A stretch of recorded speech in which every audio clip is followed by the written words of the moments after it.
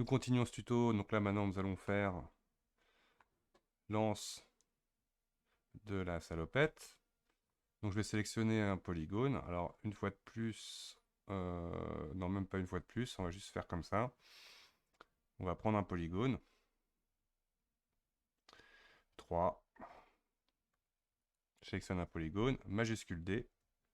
Je le sépare comme ça. On va le mettre par ici. Et ce polygone, tout simplement, on va le séparer. Clic droit, séparate, sélection. Je sors de l'edit mode, je vais en object mode. Et lui, on va l'appeler bretelle.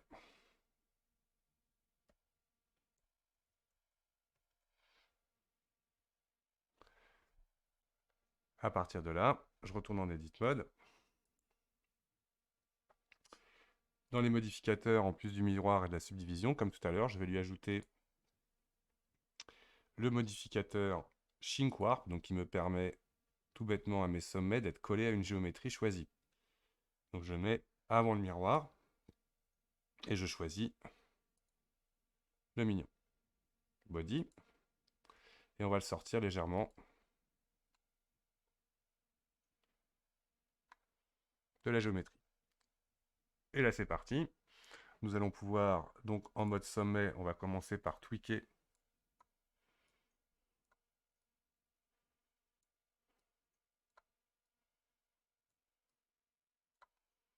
comme ça. Je sélectionne les deux sommets E extrudés. Là, on va faire une rotation. Hop. Alors attention, on va tweaker direct parce que là, ils n'ont pas été avec l'extrusion collée à la géométrie. Ah oui, parce que je n'ai pas appliqué le Shrink Warp en édition. Donc là, il faut bien que je le mette en édition. Donc on fait comme ça au départ.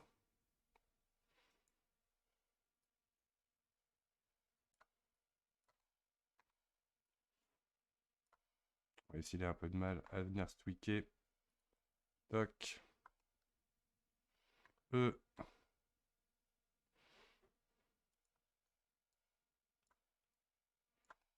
En essayant de suivre plus ou moins la topologie. E.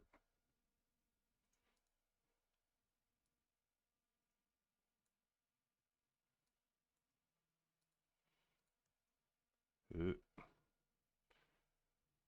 Comme cela.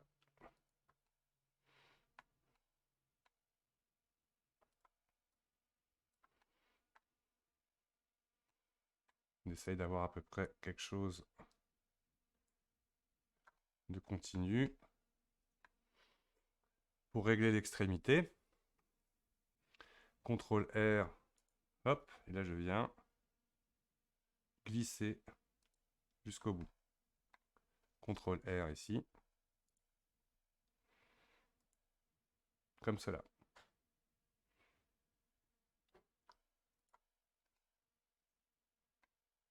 On n'hésite pas à améliorer le maillage. Une fois que c'est bien, ça, on vient appliquer donc en mode objet le Shrink Warp. Et on revient tweaker en edit mode. Donc là, par exemple, je prends carrément ce polygone-là que je vais descendre GZ. OK. GX. Je rentrer légèrement. Hop. Que voilà. Alors maintenant, on va donner un petit peu d'épaisseur à cette géométrie. Donc tout simplement, d'abord, je vais sélectionner tout le contour. Alt-clic, Shift-Alt-clic pour venir sélectionner comme ça tout le contour. On va pas le faire comme ça. Je vais utiliser un modificateur. Je vais utiliser le modificateur Solidify, qui va me permettre de donner une épaisseur à ma géométrie. Ce qui va me permettre comme ça, en sculpt mode, de pouvoir améliorer le contact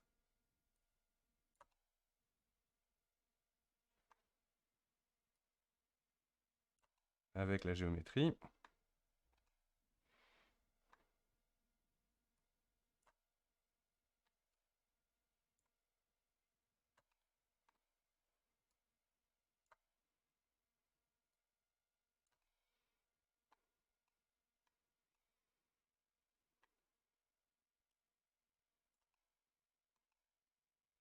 Ok.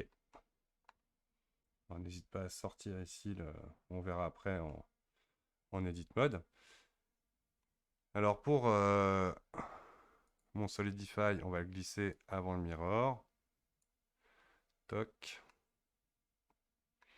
Et on voit que il va falloir encore un peu sculpter.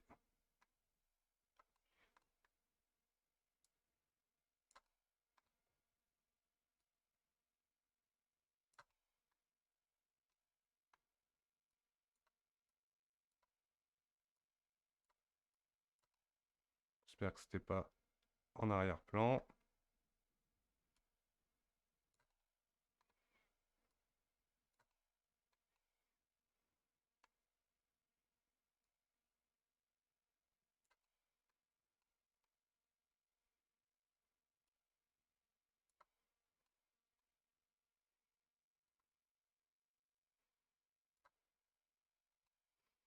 On viendra s'occuper un peu mieux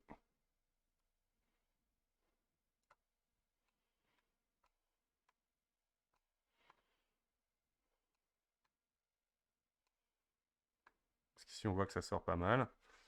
On va la régler tout de suite. Je sélectionne directement la salopette.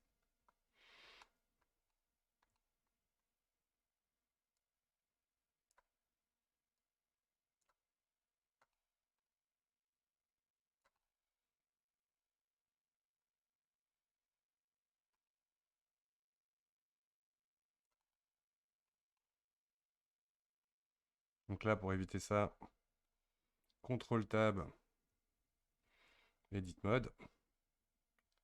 Et je vais remettre ce point-là au centre. GG. G tout court d'ailleurs dans ce cas-là. Ok. On va en profiter ici pour lui donner son épaisseur. Donc je passe en mode arête. Je vais extruder une arête sur X. Y, pardon. Y. Et là, je rentre dans le corps. Comme ça. Ok. Et là, maintenant, on peut le faire en mode uniquement isolé. Donc je slash au pavé numérique. Je désactive en édition mon subdivision. On viendra coller mieux ça après. Pour l'instant, on va le faire visuellement. En mode sommet, hop, GG là pour celui-là, de reculer un peu pour avoir déjà plus ou moins l'angle. Je prends ici ce sommet-là, F. F. Ici, on fait F aussi. C'est parti. Souvent, vous n'avez qu'à faire un clic droit pour éviter le déplacement.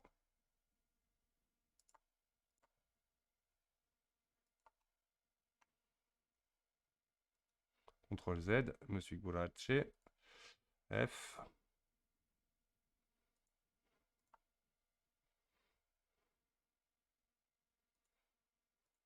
F.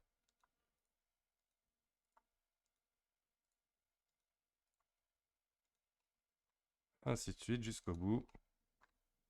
GG là pour le remettre un peu dans la courbe. On vient chercher le clipping.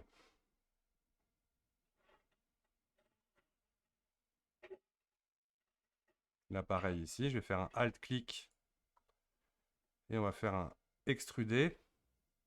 Je fais clic droit pour l'annuler, S, échelle. Parce que j'annule que le déplacement. On va faire un extruder vers le Z.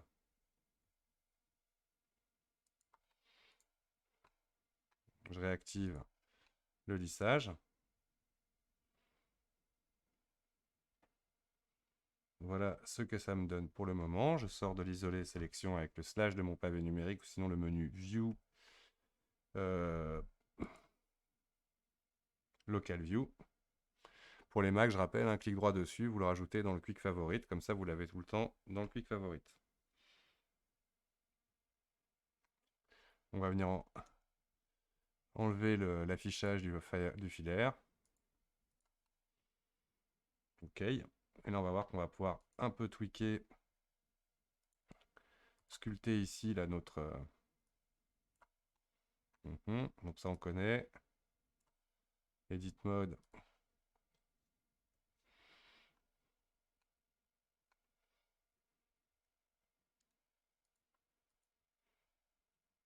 Voilà, jusqu'à ce que ça tweak.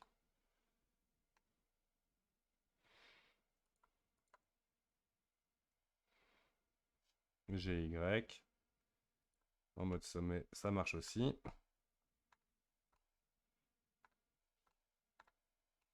Et là, on a bien un raccord. Edit, sculpt. Corps. Correct.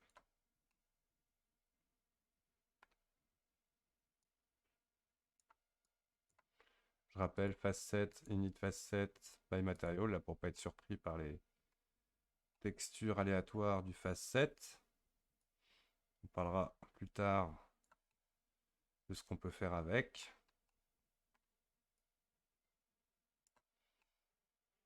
Voilà, et on cherche comme ça un tweak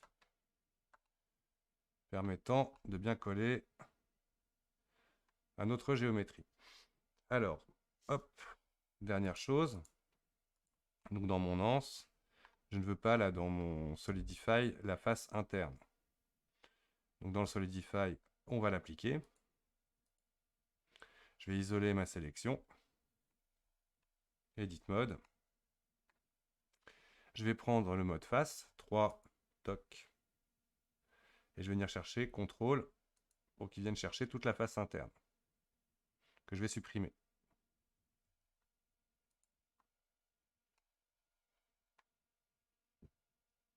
Je reviens en Object Mode, je sors de l'isolé.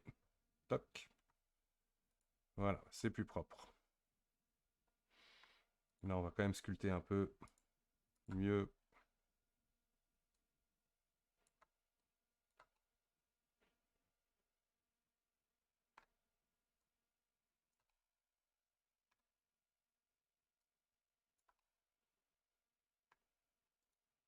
Je réduis la taille de mon pinceau.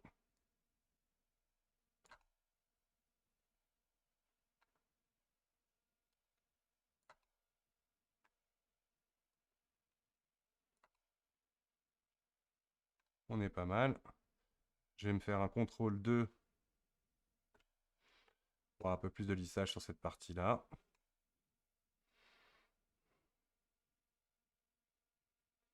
Et c'est très bien. Il y a juste encore la salopette qu'on pourrait encore tweaker. Je switch sur la salopette. Donc je rappelle que pour avoir ces fonctions, il faut que vous soyez en 2.92 alpha. Elle, pareil, on lui fait un petit CTRL 2, histoire d'être un peu plus en raccord. Alors là, ça c'est énervant. J'en prends note. On va venir en Edit Mode le faire à la mano.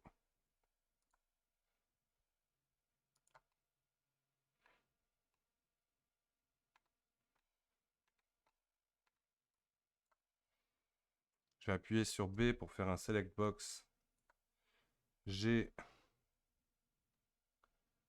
pour légèrement sortir cette zone-là. Pas trop non plus.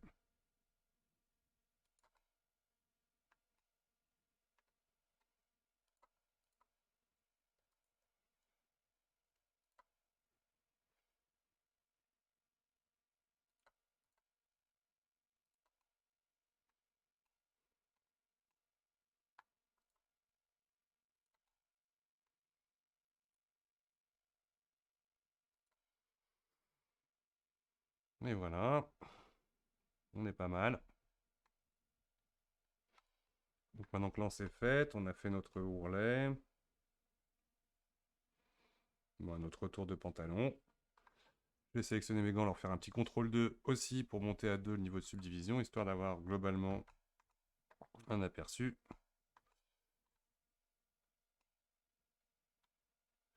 On est bien. Donc le prochain tuto sera la création des chaussures.